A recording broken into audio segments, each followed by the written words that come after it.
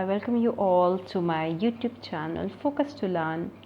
I hope you have all liked my previous videos. And my today's video will be on the topic cultural inertia. Before starting with the video, if you are new to the channel, subscribe the channel and press the bell icon so that you never miss the latest video. So now we'll begin with our today's topic, cultural inertia. Cultural inertia, with the name itself, it has two terms attached, culture plus inertia. अब इस चीज़ को हम समझेंगे कि how inertia is associated with the culture. Inertia आप सभी ने सुना होगा. Inertia is a scientific term, law of motion में आपने इस चीज़ को सुना होगा.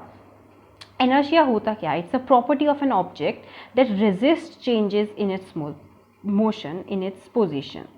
ठीक है, it's the property of an object that resist changes in the position. And an object in motion tends to keep moving at a constant speed in a straight line.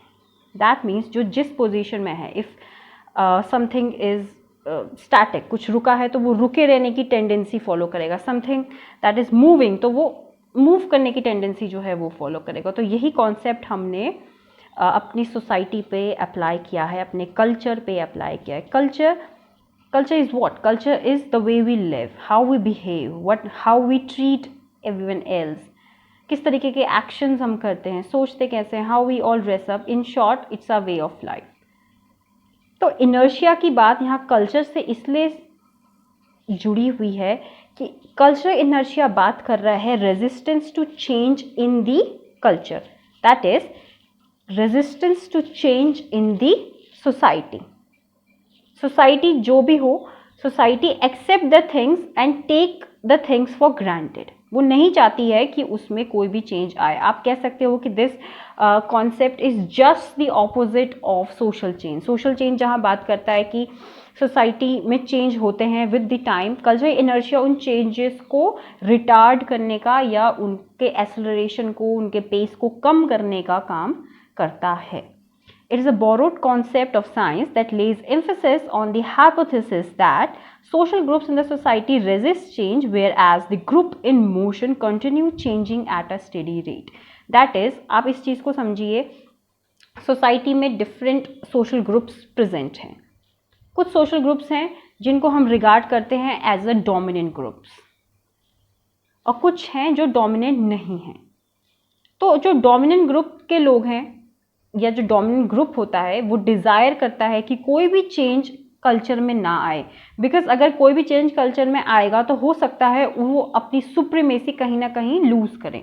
तो वो नहीं चाहते हैं कि कल्चर में, यानी कि वे ऑफ लिविंग में, वे ऑफ एक्सेप्टेंस में कहीं भी कोई चेंज आए. जो चीज़ चल रही है, they want that thing to go for longer.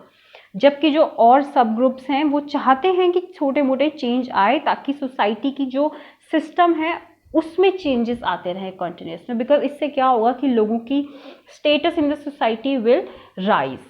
अगर सपोज पहले के टाइम पे जैसे पीपल वर फेसिंग डोमिनेशन, तो अब जो डोमिनेट कर रहे हैं वो तो चाहेंगे कि वो चीज़ आगे तक जाए, जबकि जो लोग डोमिनेट हो रहे हैं दे विल डिज़ायर कि वो चीज़ ना हो, वक्त के साथ डोमिनेशन कम हो जाए या ख़त्म हो जाए. वो ये चाहते हैं. तो यही कंसेप्ट आपको समझना है कि कल्चरल इनर्शिया बात कर रहा है कि हम रोकते हैं इस चेंज को होने से.